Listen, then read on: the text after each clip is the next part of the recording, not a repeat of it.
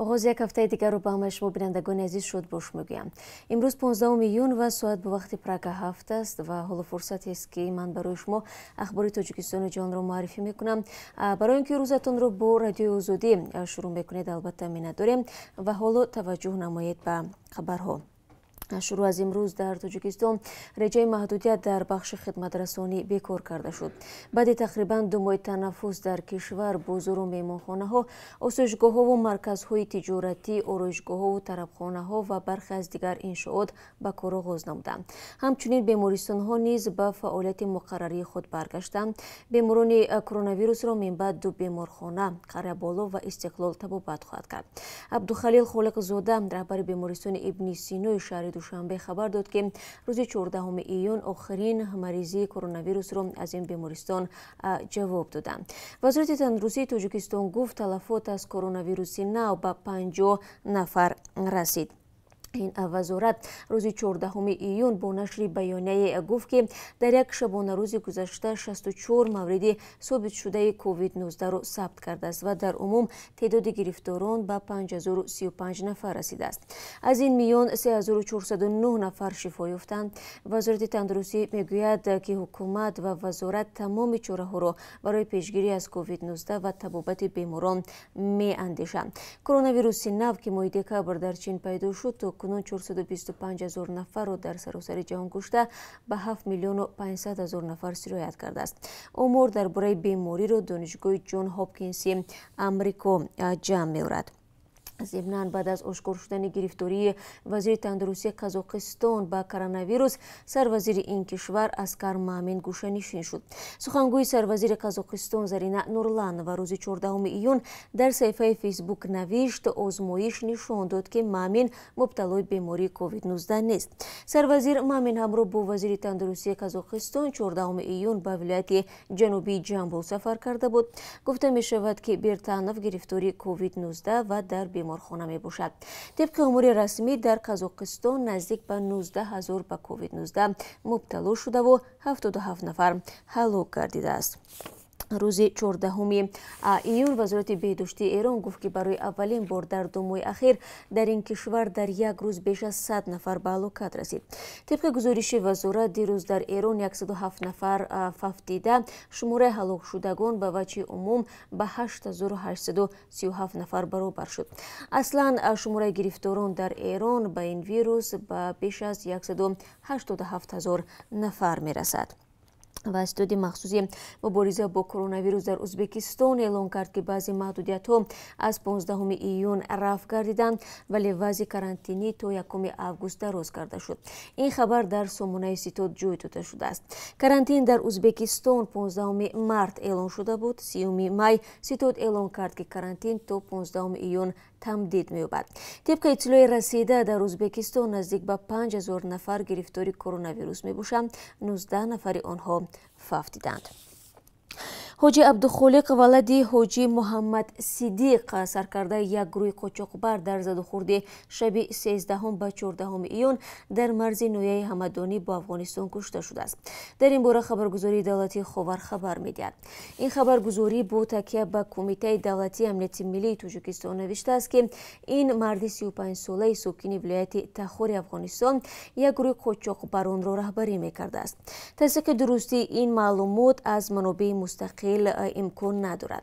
این رسانه دولتی نوشته است که نفر دیگری که حاجی عبدالخالق را همراهی میکرد در زد و خورد زخمی شد ولی به افغانستان فرار نمود. از مکان حادثه مقامات یک عدد اتومات کلاشنیکوف، یک عدد تیردون با 38 دانه تیر، یک برخلطه پلیتیلنی با 10 بسته واسطه نشادار دریافت کردند، نوشته است خبر.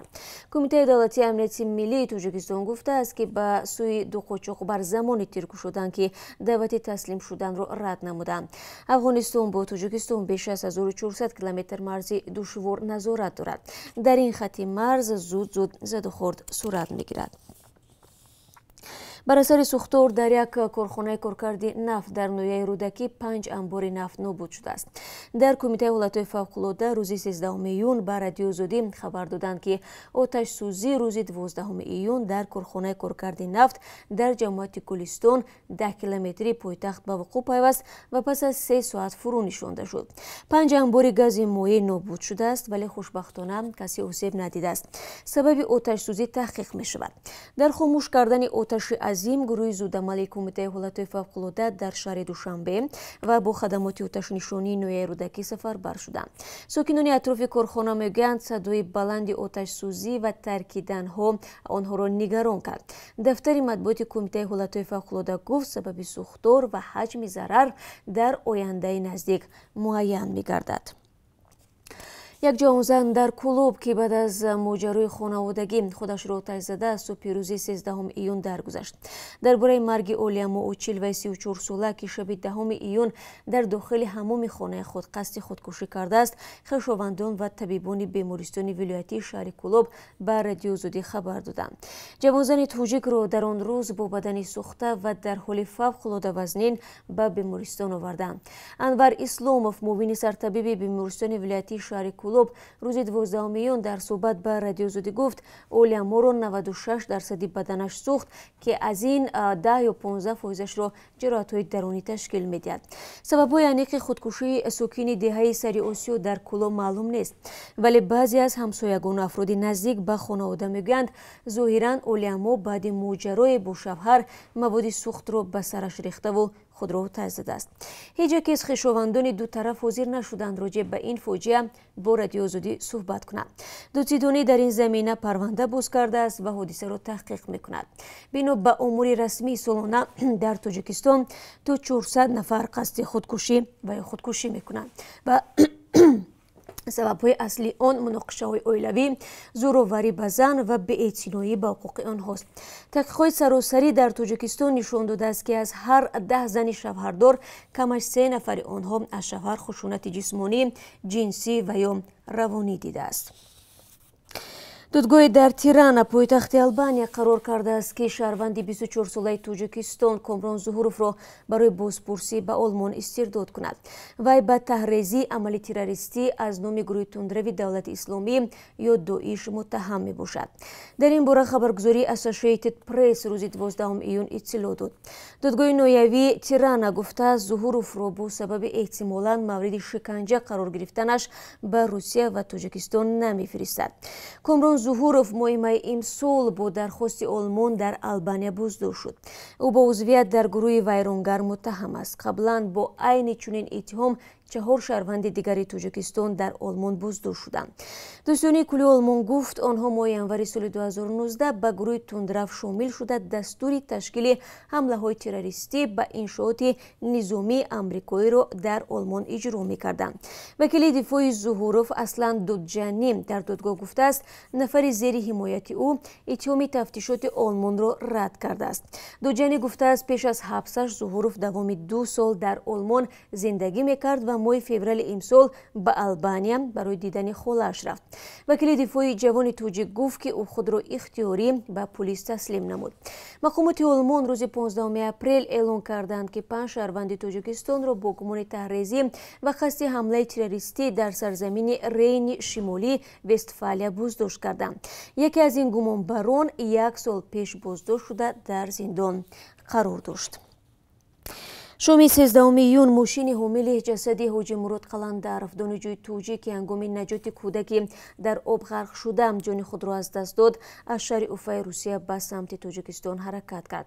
Бинобар хуруҷи коронавирус роҳҳои заминӣ ва ҳавоӣ баста аст, вале ба таври истисноӣ мақомоти Русия ва Тоҷикистон ҷасади ин ҷавонро ба Тоҷикистон интиқол доданд. ҳукумати Қазоқистон ва Ӯзбекистон ба ин мошин иҷозаи убурро доданд.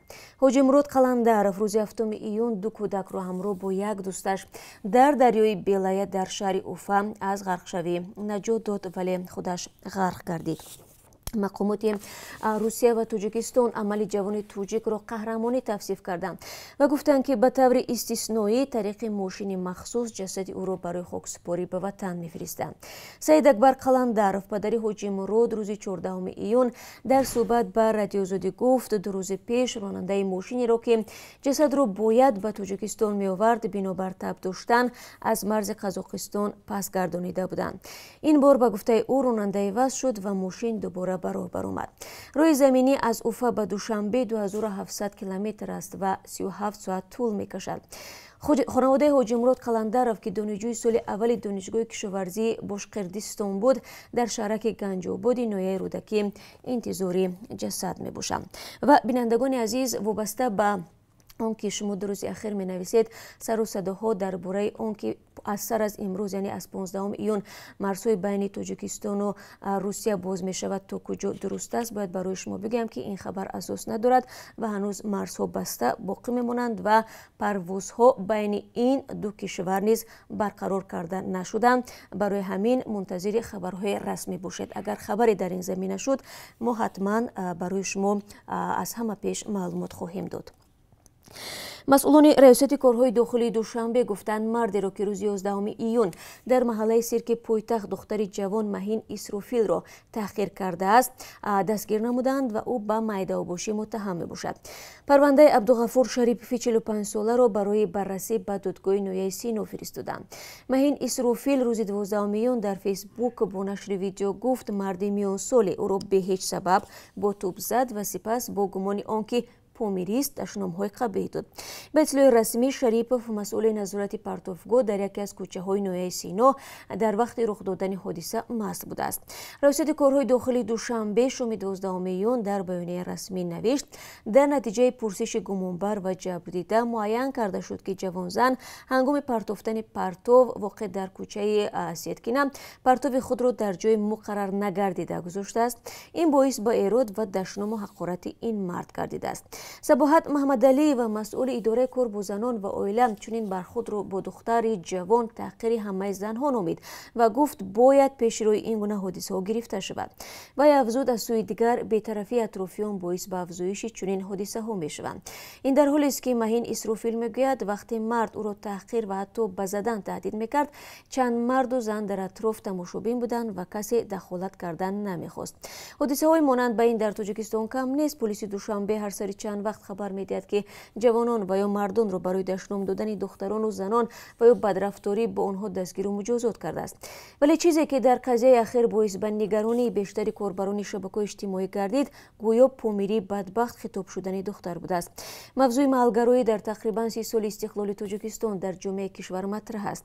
این است که بارها گروهی از روشنفکران به مقامات پیشنهاد کردند برای رهایی از درد مزمن چاره اندیشند. مقامات رسمی میگن در قانون جنایی برای برانگیختن کینه و عداوت ملی و محلگرایی جزا تعیین شده است.